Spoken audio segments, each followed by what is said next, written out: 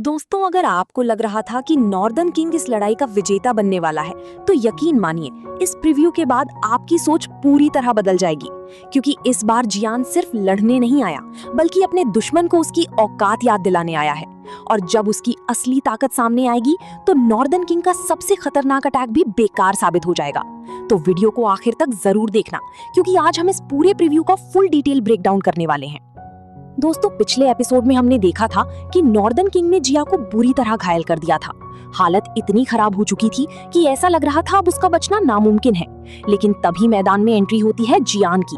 अपने साथी को उस हालत में देखकर उसका गुस्सा चरम पर पहुंच जाता है और यहीं से शुरू होती है एक जबरदस्त टक्कर। शुरुआत में दोनों के बीच कांटे की टक्कर देखने को मिलती है। कभी जियान का पलड़ा भारी पड़ता है, तो कभी नॉर्दर्न किंग अपने अटैक से सबको हैरान कर देता है। लेकिन असली समस्या उसकी ताकत नहीं, बल्कि वो फॉर्मेशन थी, जिसकी मदद से वो लगातार और ज्यादा शक्तिशाली होता जा रहा था। यहाँ तक कि वो लगभग डॉजून 6 स्टार की ताकत को छू लेता है। लेकिन दोस्तों, इसके बाद जो होता है वही इस पूरी लड़ाई का टर्निंग पॉइंट बन जाता है। जियान आखिरकार अपनी purified demon lotus flame body का इस्तेमाल करता है, और यही वजह है कि प्रीव्यू की पहली सीन में हमें नॉर्दर्न किंग अपनी बीस्ट फॉर्म में दिखाई देता है।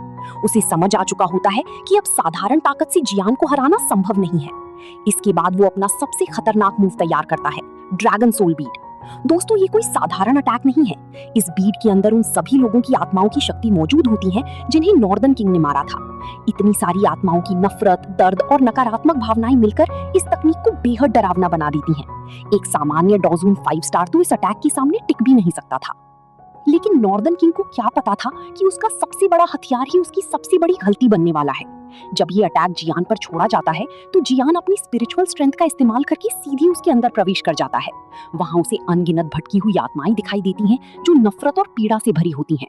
और यहीं पर काम आती है उसकी प्योरीफाइड डीमन लोटस फ्लेम। जियान अपनी आत्मिक शक्ति और दिव्य अग्नि की मदद से उन सभी आत्माओं को शुद्ध करना शुरू कर देता है। कुछ ही पलों में ड्रैगन सोल बीट की पूरी शक्ति खत्म हो जाती है और नॉर्दर्न किंग का सबसे खतरनाक अटैक धूल में मिल जाता है। यहीं से पूरी लड़ाई का रुख बदल जाता है। इसके बाद हमें प्रीव्यू में दिखाई देते हैं ढेर सारी एंग्री बुद्धा लोटस।